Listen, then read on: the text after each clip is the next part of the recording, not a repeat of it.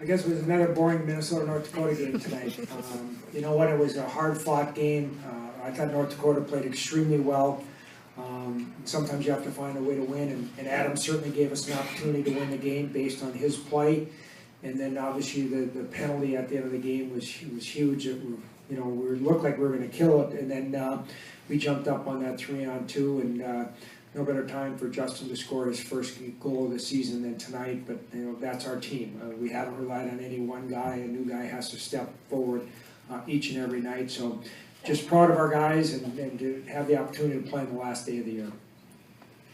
All right, very good. We'll take your questions for the players, and we can predict what the first question will be. Who wants to ask it? Go ahead. Justin, Anthony Glizzi with the Boston Globe. Is that the most improbable goal that you've ever scored? Yeah, I think you know, most of us were just focusing on killing the penalty and getting overtime, and you know, I guess it just developed where there were 5 seconds left, and I figured might as well jump in and went in. You want more than that? Well, what do you think, Adam? What did it look like from where you're at? Yeah, we had 9 seconds left, and I looked up, and I was just hoping that we could get that 9 seconds without a shot, so we could go into overtime, and made a great play off the face-off, huge play by our center, and chipped it out. And I was just kind of looking up, thinking, waiting for time to expire to go in OT, and all of a sudden see Halsey shoot the puck, and it went in, and I looked up and it was at 0, so I kind of skated out and did a half celebration, half kind of arms up, what's going on, and then jumped in the pile. I was trying not to celebrate too much, and when the ref called it a goal, you know, I haven't had a better feeling in my life there throughout that game. All right, right here. Justin, Adam Kimmelman from NHL.com. Justin, you're a senior. This potentially could have been your last college game. You know, what does it mean with that in mind to get the goal that sends you guys to the national championship game? Yeah, obviously us seniors have a lot of desperation because we know this is our last crack at it, and you know, I think that's a feeling that we have throughout the whole team because you never know if you're going to get back to this point. So, you know, it's a great feeling, but obviously it doesn't mean anything if we don't do well on Saturday. So we're looking ahead to Saturday, and we're excited for that game. Okay. For Ben Rothenberg, New York Times, for Justin and Adam, I guess. I mean, with the North Dakota guys, there's a little bit of shell shock, maybe a little numbness at how quickly it ended. Is it the same for you guys at all in victory? Is it sort of hard to process because the way it finished and how quickly it ended in your favor was so unexpected? Justin. Yeah, definitely. I think, you know, 9 seconds left with a face-off in our own zone. If you're on their side, you're not thinking that, you know, the game's going to come back and be won, you know, against you. You're thinking that you might be able to get a shot off and score yourself. So I can see there's definitely probably shock on their side, and definitely a surprise on our side too, because really, as I said, you know, we're thinking that we're trying to kill it off and get to overtime and just get through this penalty, and then you know, just like that, the game's over. So yeah, definitely, it's something that's kind of surreal right now, but we're looking ahead to Saturday. Sam, what was going through your mind? Yeah, you know, I saw Rao in the face-off, so I figured they just iced the puck. But then I kind of got my head up and saw that Rao was coming down, and Rao took a shot, and then Halsey was jumping up in the play like he always does, and he just wired a puck on that and had me going. Nice, Adam. You want to chime in there? Yeah, it was unbelievable. You can see on the bench the shock and disappointment. It kind of reminded what our team was like last year when we lost 9 seconds in overtime. And that's the thing about this time of the year is things like that can happen. So you really got to take care of your chances when you get them and be really good defensive. And it was hard to really look at them because we were celebrating, and that feeling we had was unbelievable. And we came in this tournament thinking it's about us, it's not about the other teams. And I think we just had a good little thing there for us, realizing we were going to the championship game off a pretty memorable experience there. Okay, good. Tim Layton from the St. Paul Pioneer Press. Justin, do you take a quick peek at the goal to frame it to where you're going to put your shot, or you just put it on there, put it on target? Honestly, at that point in the game, I was just focused on getting a shot on goal because I knew there was hardly any time left. So puck came in my stick, and I just wanted to get it on net, and you know, fortunately, win the right place. So I was happy about that. Okay, right here. For Sam, Jess Myers, USA Hockey Magazine, excuse me. Was your team frustrated offensively? It seemed like North Dakota did a lot of things to take away passing lanes, clog things up, not give you speed into the zone. Was there some frustration there, and what did they do? No, I don't think there was too much frustration. Got to tip their hat to North Dakota as one of the best D-corps in the nation. But I think the first couple of periods we didn't get in the blue paint in the house area, and I think in the third period, going into the second intermission, we kind of talked about that in the locker room. So I think going from the locker room on the ice in the third period, our mindset was get pucks on net and get to the deer ears. Paula. Right here.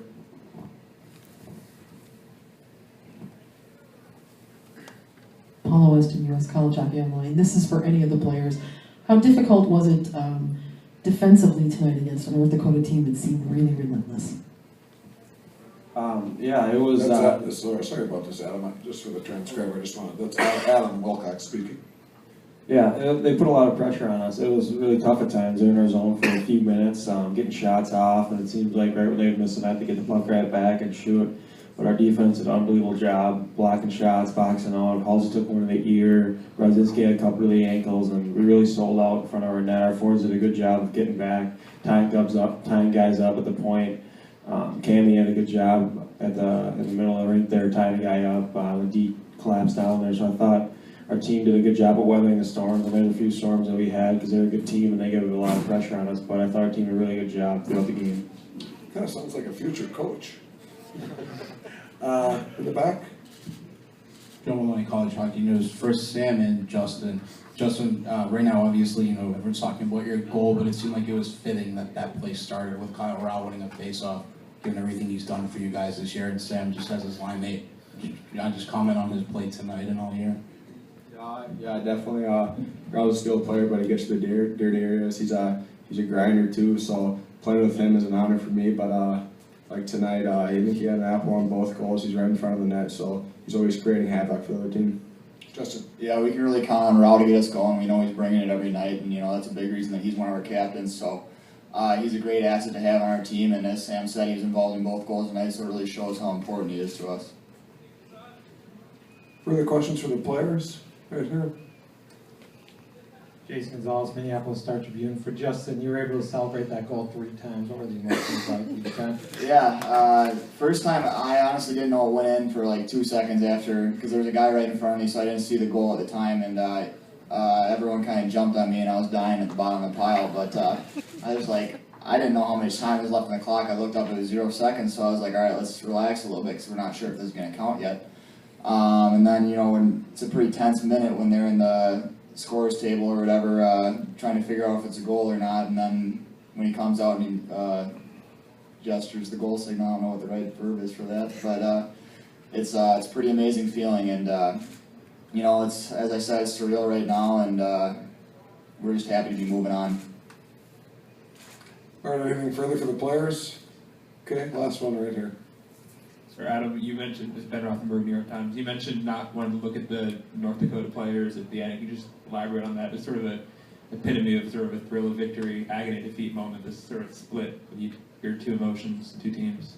Yeah, definitely, and it's a tough feeling. We've been through that last year, and no one likes to go through that. It's season ender, and it's a disappointing way to go out.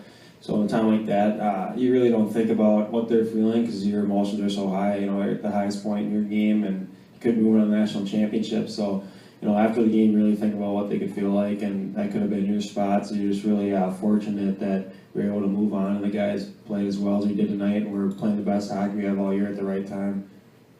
All right, guys, we'll let you go. Thanks much. Appreciate it. Congratulations. And we'll continue on with your questions for Coach Lucia. Right here. Yes. Jess Myers, USA Hockey Magazine. Don, the same question. It seemed like North Dakota was able to counteract your offense pretty well. Did you feel like you were well scouted? Well, I thought North Dakota's defensemen, they all skate so well, and they generate so much from their back end that more so than any team we've seen so far this year. And we knew they were going to present some problems. They played very confidently, and they really get up into the play from an offensive standpoint. I think we had some freshmen that looked like freshmen at times tonight, which I'm not surprised about. Hopefully they'll be a little bit more relaxed on Saturday, but North Dakota played very well, probably in many ways deserved better tonight. But, you know, we packed our goalie, we packed our specialty teams, getting a shorthanded goal tonight, and, you know, that was a good, smart play by Justin. You know, he read it, there was, the seconds were winding down, so it was a good, smart move to jump up into the play like he did. And that's a confident senior making a play like that, so I'm really happy for him. But North Dakota played well. I thought we did a little bit better job in the neutral zone after the first period. That we gave them too much their D time to move up into play, and we're gonna have to be good at that Saturday, because Union's defensemen are outstanding, and as is their whole team. So, you know, we need to play better on Saturday throughout our lineup to win on Saturday. Union is an outstanding team, and we'll do everything we can to get our guys ready to play on Saturday now. Okay, very good.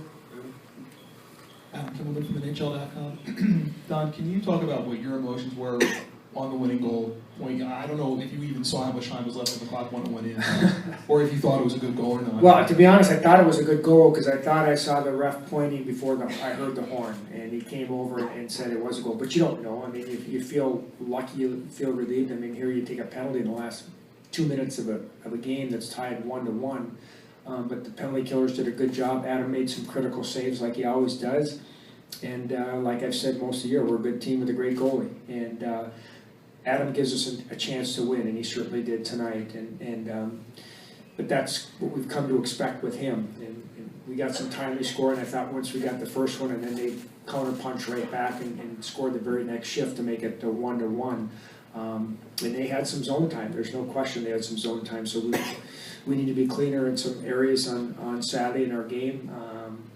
But it was a sense of relief for me. You know, something I mentioned to the guys. I mean, this is the 4th time now as a coach I'll have an opportunity to play in a national title game. And you know, one was a double overtime, another one was a 3-2, another one was an overtime win. And tonight was essentially an overtime win. It's hard this time of the year, and just as devastating as it was for our team last year to lose 9 seconds into overtime, here you have the elation. Probably for me, it was more relief than joy. But I'm happy for our kids that they found a way to win the game tonight. Jeff Cox, SB Nation. Coach, you've been involved in a lot of great rivalry games between North Dakota and Minnesota, obviously, but this being the NCAA semifinal, how much more, you know, is it any more kind of exciting because it was North Dakota? To be honest, no. I think it didn't matter if we were playing North Dakota or North Carolina. And you know what? They're a good team, well coached, great program. When you get to this point of the season, you're going to see great teams and great programs and great coaching. It's just the way it is. And hey, I've been on the other side of that. It's no fun. I feel bad for them. And you know, we compete. You play hard.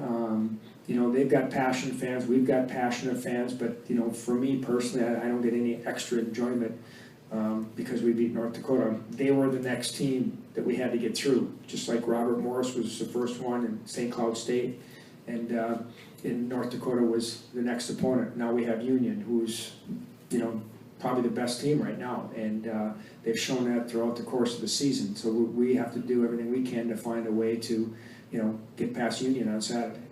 Some foreshadowing there. I like it. Expand into the South, North Carolina. That'd be great. Yeah, it would be good. But that's, you know, it is a rival. It was a little bit different this year because we hadn't played them, so you don't have the same feel of their team because there wasn't 2 or 4 games against them over the course of the season. But, you know, we've played some historic games. You know, I think one of the things that makes a great rival, I didn't realize I was looking through the notes that, you know, I've been at Minnesota 15 years. We were dead even in those 15 years. So now we're 1 up after 15 years. That's pretty incredible. But that's what makes a rivalry great. And I think even for the fans, because you really don't know who's going to win. And there's a little more angst and a little more anxiety going into the game and get you a little bit more on edge. And but you have to enjoy the victories. I've been on the other side. We lost to North Dakota in the regional final in overtime. Beat them in WCHA Final 5 in overtime. So I've been on each side of it. And it's obviously elation when you win and, you know, depressing when you lose. Ben Rothenberg, New York Times. You're talking obviously about all the video work and all the diligence you put in over the season in terms of getting prepared for these moments. Is it hard coming to grips ever that it often can come down to the last second or 9 seconds in as it was last year, that all that work can lead up to something that small margin? You see all my gray hair? That's why. And you know what? You just want your kids to play well. You get to the end of the year and it's a single elimination. I've had some teams that have gone further than maybe they should have, and other teams that were upset. So you're on each side of it, just like you see in the NCAA basketball tournament. This is a great tournament. There's so many more good teams in college hockey than there was 10, 15, 20 years ago. The depth of college hockey, and I think USA's hockey is what the expansion of so many more areas where good players are coming out of. Probably some of the expansion in the NHL has created more good players in the United States than what there used to be.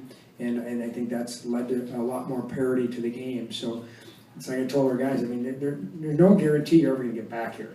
I mean, I don't care if you're a freshman. It's hard to get here. It's hard to get to a Frozen Four. It's even more difficult to get to the final game of the season. But you know, that was our goal. We met on Saturday after we lost to Ohio State, and I told them that, you know, I'll be disappointed if this team doesn't play on the last day of the year. So now we're going to play on the last day of the year, and they've responded well over the last few weeks. Good. Victor? Don, as Joe Maloney, College Hockey News, the same question I asked the players. Obviously, it was Justin that got the moment, but that play started with the play that Kyle made. He's done everything for you guys this year. Can you just kind of think back to the decision to move him into the middle, why he was the right guy for that, and then how he's responded? You mean at the beginning of the year? Or that face-off? Beginning of the year. When we lost, you know, Bukestad and Holl, you know, our top two centers last year, Kyle was a center all his life. I mean, I watched Kyle play from Pee-wees on, because he, you know, same age group as Mario was, and hey, I broke my heart when they won in double overtime in the regional finals at Mariucci beating Wayzata. And Kyle scored the game-winning goal, went on to score the game-winning goal in the state title game. And he just, that's the type of player he is. He scores big goals, he makes plays in those moments. And so for me, who was going to be our number one center? Was Condon going to play center? Was Kyle going to play center? So we moved Kyle to center. We let Nate kind of babysit the two freshmen on his line. But Kyle makes plays, and that was a big face-off win. I mean, you go in there, there's 9 seconds to go, and that's a critical face-off. I mean, you lose the draw, they're going to get a good scoring opportunity, but he won it. We went up the short side, and he started the play. And he made the play to Justin, and Justin scores, but it all started with Kyle winning the face-off. All right, I think so we don't go into Friday with this press conference, because Don will be back here on Friday. We're going to end it there. Don,